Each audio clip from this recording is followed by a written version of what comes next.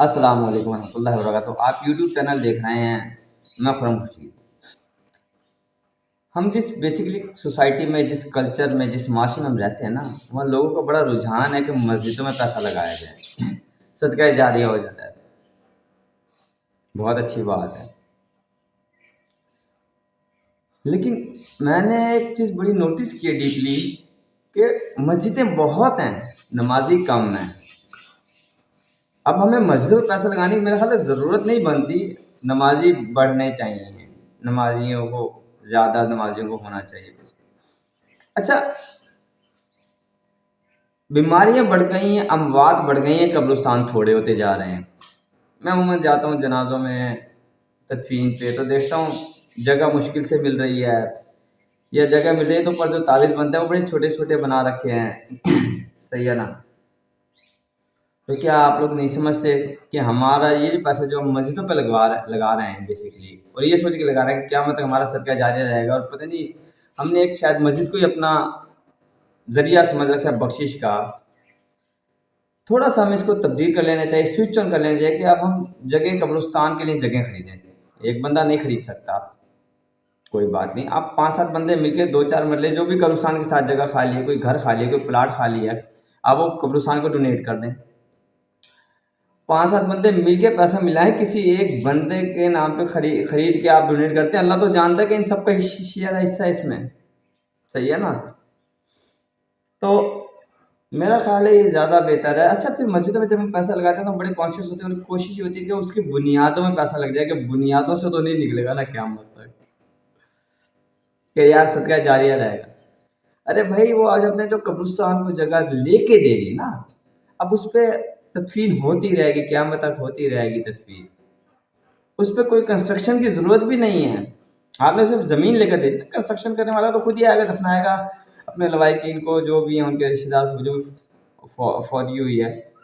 آپ نے جگہ لے کے دے دی، آپ نے صدقہ جاریہ کر دیا، اور قبرستان کو جگہ مل گئی نا جگہ۔ اب آپ دیکھیں پاکستان کی آبادی، اگر آپ آج سے 30 سال 25-30 سال پیچھے چلے جائیں تو 12 کروڑ 14 کروڑ، آج آبادی کچھ اور ہے۔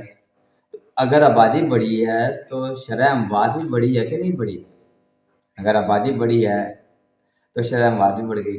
اگر شرح اموات بڑھ گئی ہے تو قبرستان کی کیپیسٹی بھی بڑھنی چاہیے نا، قبرستان کی ضرورت بھی بڑھ گئی، ٹھیک ہے نا؟ پہلے 100 بندے تھے تو 10 مرتے تھے، اگر اب 200 بن رہا ہے تو اس میں 20 مر رہا ہے، ٹھیک ہے نا؟ قبرستان کی وہی ہے، پہلے بھی ایک مرلے میں تھا، اب بھی ایک مرلے میں ہے۔ تو میرا خیال ہے ہمیں تھوڑا سا نا اپنی سوچ کو ڈائیورٹ کرنا چاہیے، تھوڑا سا سوچنا چاہیے۔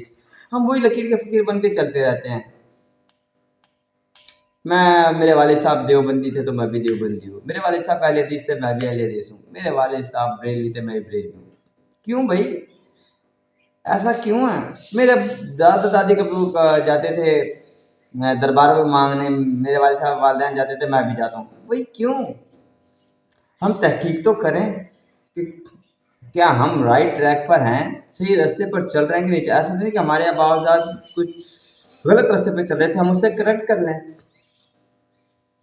تو جو ہمارے آبا اجداد کے ٹائم میں تھا وہ اس وقت صحیح تھا، لیکن اب یہ بہتر ہے، صحیح ہے نا؟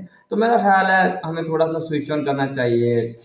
میں تو اس بات پہ 100% قائل ہوں کہ اگر مجھے موقع ملے، آپشن ملے، اور ایون تو میری خواہش ہے کہ میں کہیں نہ کہیں قبرستان کو جگہ لے کے دوں، مجھے کوئی خواہش نہیں کہ میں مسجد بناؤں، مسجد میں پیسہ لگاؤں اور مسجد کو جگہ لے کے دوں اور اس کی کنسٹرکشن کرنا، نہیں۔ میری بڑی خواہش ہے کہ میں کہیں نہ کہیں کسی نہ کسی قبرستان کو جگہ لے کے دوں، کہ وہ قیامت تک کے لیے صدقہ جاریہ بھی ہو جائے گا، اور قبرستان کو ضرورت ہے، اب جگہ نہیں ملتی لوگوں کو، ٹھیک ہے نا؟ تو کوشش کریں اس کو فارورڈ ضرور کیجیے گا، شاید کوئی عمل کرنے والا نکلا ہے۔ اور میرا خیال ہے ہمیں تھوڑا سا یہ سوچنا چاہیے کہ کیا ہم صحیح چل رہے ہیں کہ نہیں چل رہے، کیا ہمیں سوئچ آن کرنے کی یا ہمیں اپنی سوچ کو تھوڑا سا تبدیل کرنے کی ضرورت ہے کہ نہیں ہے، صحیح ہے نا؟ ضروری تو نہیں، کیا خیال ہے اگر ایک مسجد صدقہ جاریہ ہے تو کیا قبرستان آپ کو اپنی جگہ لے دی جہاں تدفین ہو رہی ہے انتقال کرنے والوں کی، تو کیا وہ صدقہ جاریہ نہیں ہوگا؟ کیا وہ بخشش کا ذریعہ نہیں بنے گا؟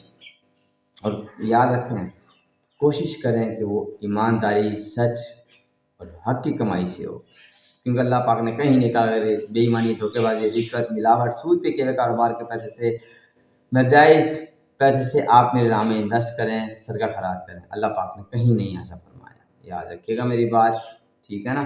اور اللہ پاک نے کہا کہ جو اللہ پاک کو لگتے تھے وہ اللہ پاک نے خود ہی بتا دیا کہ بھائی یہ آپ نے کرنا ہے، یعنی زکوٰۃ اور فطرانہ. اس کے بعد جو اللہ پاک نے دیا ہے، اللہ پاک کہتے ہیں اس کے بعد آپ جو صدقہ خیرات کرتے ہیں وہ آپ کی سخاوت ہے. تو دعا میں یاد رکھیے گا، فالو ضرور کیجیے گا. یہ امان.